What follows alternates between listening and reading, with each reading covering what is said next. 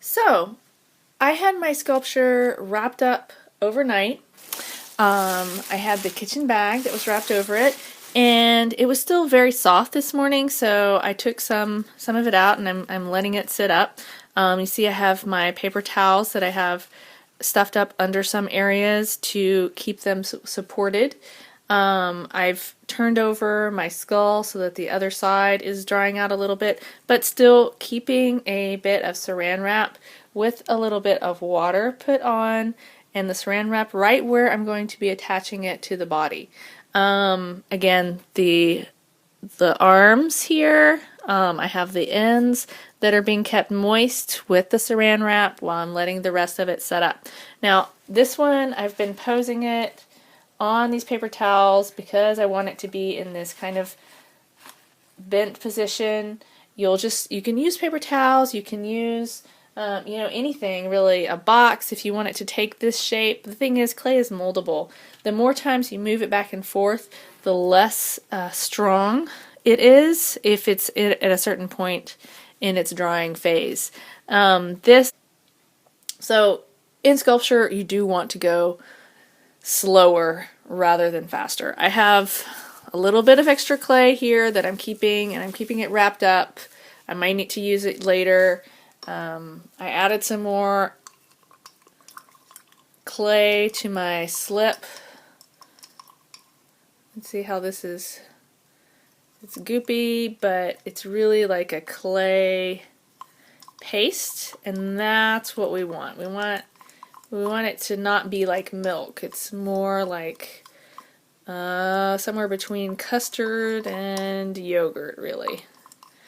Or custard maybe and some really wet peanut butter. But you do want it to be like a slurry.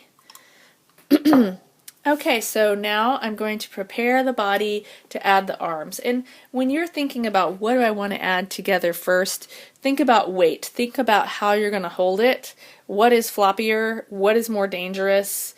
In my case, I've decided I'm going to add the arms to the body, and then I'm going to add the head, and then I'm going to add it onto the tail. So this, nice and stiff. Still nice and moist there, so that's great. This part where I'm going to adhere it,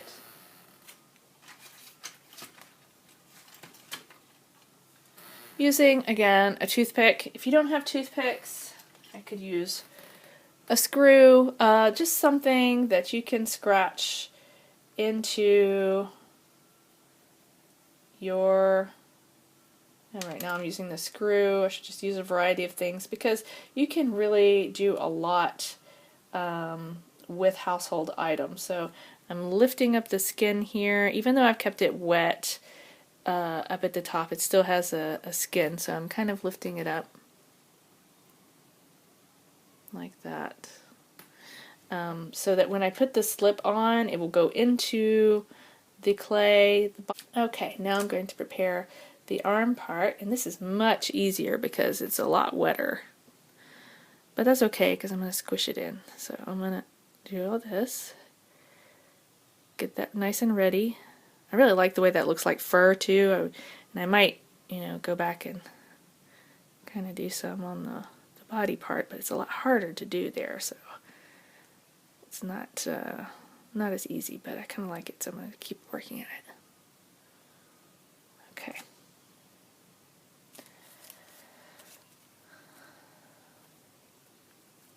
Okay, so I'm ready for that now.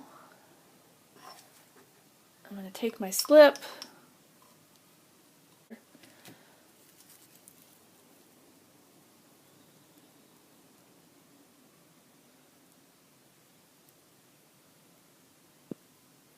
okay, got a lot of it on there, and now I'm joining them together. I'm going to kind of pose it on my body. I'm not going to put it on here yet because the body is really not ready and it's squishing it down. But I want to see where the position is, so I want to get the position accurate. And now I'm going to take my toothpick, or I could take the knife, the plastic knife. It's really not so important as long as you get something that's kind of thin and hard enough that you can press down into the clay, and pressing it all the way around. So as you can see, this is a process-oriented art, which painting is too. It's all about layers, but it does take patience, and you just kind of have to start to enjoy the small moments where you do achieve what you're wanting. So I've added this lip. I'm adding it way onto the body. I feel like that's going to add more strength than if I just stick it on the end of the arm. So you have to see what kind of challenges and unique situation is going to present when you are making your figure. And is now dry enough, I think, that I can actually use it the way that I intended to as my prop here. So this is your chance to refine. You know, you're starting to get a feel for when is too wet and when is too dry. Do this. Just don't get too mad at it when it's not working with you. We all have those moments. It feels like it's trying to do its own thing, and you just have to show it what's what. So I'm having a pretty bad problem right here on the elbow. I'm going to try to fix it with some slip, but that might be kind of like a band-aid. I don't know. I'm going to rub it in. It might just break off, you know, and then what am I going to do? I'm going to have an armless, floppy creature. I'm going to add some details here by pressing in the paws. It's really now or never to make this foot look like a paw. So I'm adding in some lines. And it's squishing down my ball, but that's okay. Well, I'm going to do the other one. It's just a little harder, but it's still taking indentions. We'll do the trick, so they're both soft, but with a bunch of them you can make the right height. This needs to harden up a bit. Now, I can tell that I'm going to need the toothpick, so I'm going to go ahead and put them in here because I'm going to want a little bit of extra support, and I'm going to go ahead and put 3. I scored and slipped, I put some pressure, I put the toothpicks, and now I'm going to go ahead and attach the body to the tail. So again, I have kept this covered here, and now I'm going to score into it. It's getting a little bit hard, but I think I'll still be able to. So you see I've put a nice layer of slip on here. I'm going to let that sink in a little bit while I work on this. And this is really quite delicate because I've got all these arms coming off of here. It's attached to the ball. You have to be really careful or you'll start to break apart all of your hard work. We don't want that. So I have to be careful in removing this. I have all kinds of cracking. I'm going to try to deal with that. But my main goal here is to get this together without breaking off my arms.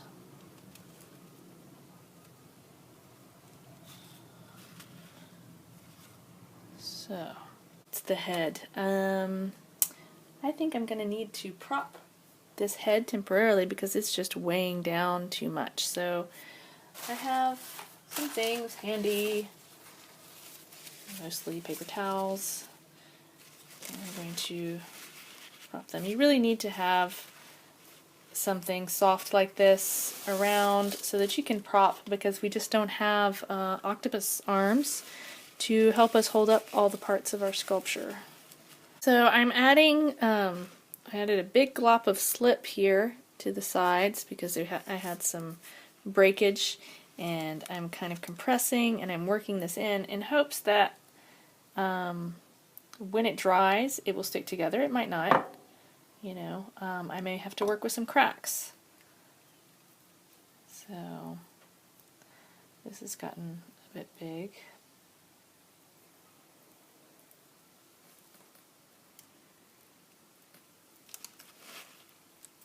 But overall, it is starting to look like it is the same body rather than, you know, there's a natural break, of course, where it has a tail, and then it goes into this. I might paint feathers. Put some paper towel behind the horns because I think the flattening out really takes away from the overall shape, and just a little bit of gentle pressure is all they need to look a bit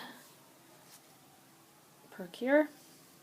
And I'm kind of liking that. I think that this is an interesting creature. It's not exactly turning out how I want, but I can work with this. I'm going to leave him be for a little bit after just making a little bit of another adjustment here where I'm just firming up the shape, and I'm going to come back in and add some details into this big ridge that I've put up here, which I'm not going to leave like that. But in order for your creature or your person not to flatten out, you need to offer them support, whether they're laying down and you dry them laying down. Odds are, unless they have something to lean on, they're not going to stand up on their own because the feet are not going to dry correctly, and it's just not going to work out. So you do need to let the final drying happen in the position that the person or creature is going to take. And in my opinion, I think you are going to need a prop of some sort. I used the ball because I didn't want to use too much clay. I also kind of looked like the way it looks like an egg, although it's crushed, but it still kind of looks cool. It looks like marble or something like that. Before it gets too dry, I can go around and do some shaping.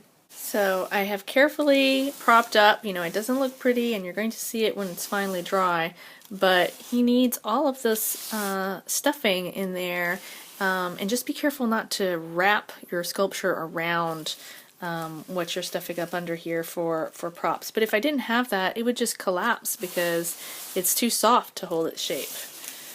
Okay, so I did need all that.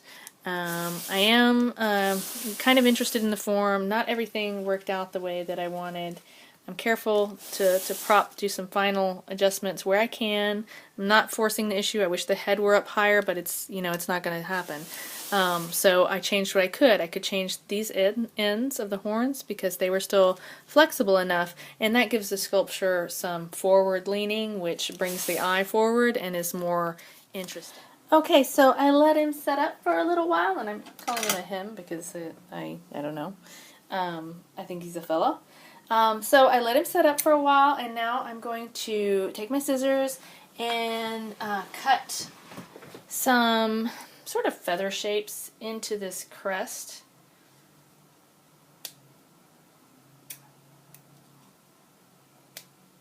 I would do this kind of thing very carefully. So here's my creature. I do enjoy his pose. I think he does need a little bit more drying time, but go ahead and take your picture. You know, you don't want anything to happen to him in the meantime. Clear off your space, and you can paint if you want. It is not required. You're not necessarily going to get more points for painting. It's just, are you putting a lot of effort into it, and does it look better? Is it going to look better with paint? You be the judge, because you could just get it too wet and ruin it. So take a picture before you paint it if you do decide to paint. Take a picture something like this to show from the front. Take a picture from the side or the back, but you must include one from the front, so it's whichever looks better, which side and which of the back shots, painted or not painted, and that will wrap it up. I hope you enjoyed the sculpture project.